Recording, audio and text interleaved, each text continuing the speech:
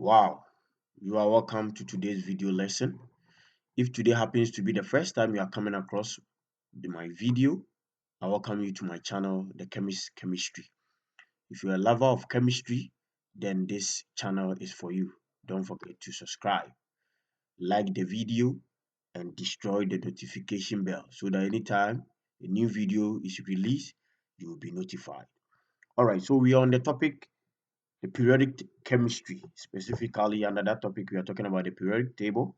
In our recent video lesson, which the link is below, so you can check it from the description, we talk about the picture of the periodic table, trying to explain groups and period of the periodic table, and then chemical symbol, atomic number, and also um, the common name for certain groups or some main groups of elements on the periodic table.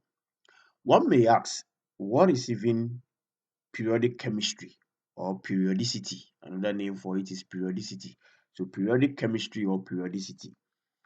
Periodic chemistry is the study of the differences in the properties of element. The study of the differences in the properties of element is termed or can be termed as periodic chemistry. All right. So what is periodic table? We talk about periodic table. It's just a table which is in a systematic arrangement of chemical element based on their atomic structure and properties. It's a table in a systematic arrangement of chemical element based on their atomic structure and properties. So last time we saw a picture of the periodic table. As I said earlier, the link to that is in the description. It provides a visual representation of the building blocks of matter, showcasing their relationship and patterns. So one thing that I want you to have in mind is that the periodic table is just a model. It's like a model creating a mental picture or idea about the building blocks of matter. Now, we've learned in our previous lesson that the building blocks of matter are atom, iron, and molecules. So let's take note of that. Yes. Now, history and development of the periodic table. Ancient times. Early understanding of elements such as gold and copper laid the foundation for future discoveries. So the discovery of gold and copper played a major role in laying the foundation of the periodic table that we are talking about. There was a Greek scientist by the name Dmitry Mendeleev. So Mendeleev in 1869 organized the element based on their properties and predicted the existence of undiscovered element. So he is not the one who discovered all the elements on the periodic table, but he was the first person to give a clear picture or organize the elements on a way to suit or to give a better understanding. Are you together? Yes. And he did that in the year 1869. So the periodic table is he's known to be the father, the one who organized it in a way for people to understand or to have a clear understanding of elements on the periodic table. Yes.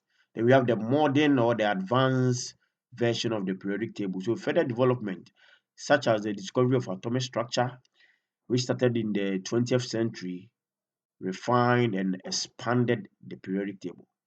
So further discoveries has refined and expanded the periodic table. And as I said in our recent video lesson, we have 118 elements on the periodic table. The next thing is organization and structure of the periodic table. So we have this first picture here representing the arrangement by Mendeleev.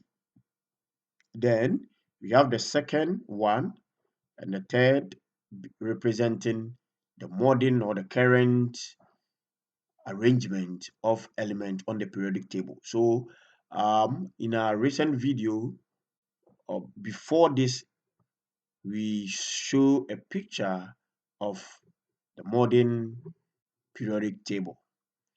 All right, so periods and group. We learned from the previous lesson that the periodic table consists of periods and groups. So we said the first group, known as the group 1, is another name for it is the alkali metals. The group 2, also known as the alkaline earth metals. We talked about that in the previous video.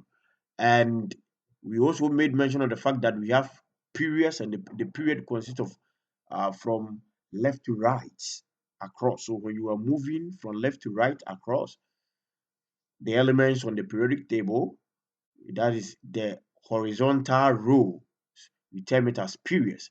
And then from top to down or bottom, that is the vertical columns, we term that as group. So the periodic table is divided into periods, that is the horizontal row, and we have group being the vertical column, that is from top to down.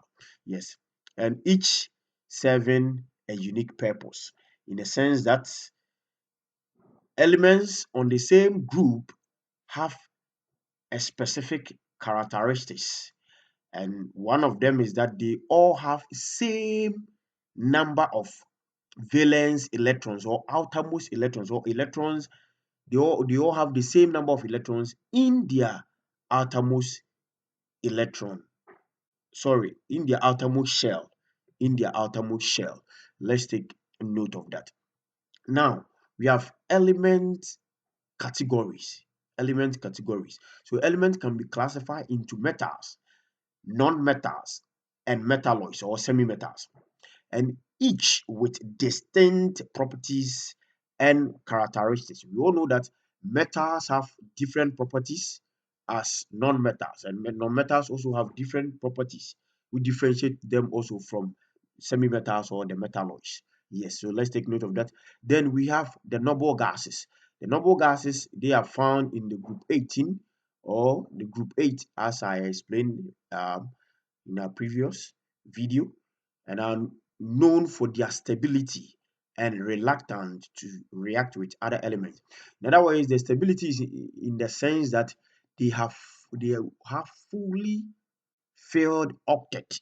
In other words, their outermost shell have the maximum number of electrons it is supposed to have. Yes, so they obey the octet or the octet and the doublet or the duplet rule.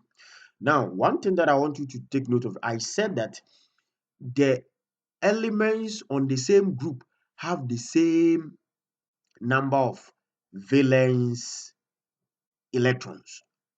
I want you to take note of that. But there is an exception. Helium is in group 18. Helium, and it is having outermost electron of 2.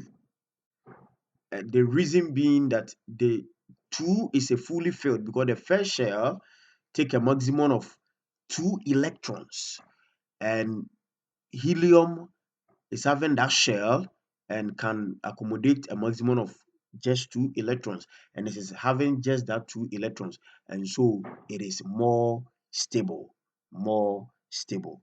All right, so we will end here and continue later. As I said, don't forget to subscribe to the channel if you are a chemistry lover. Stay blessed.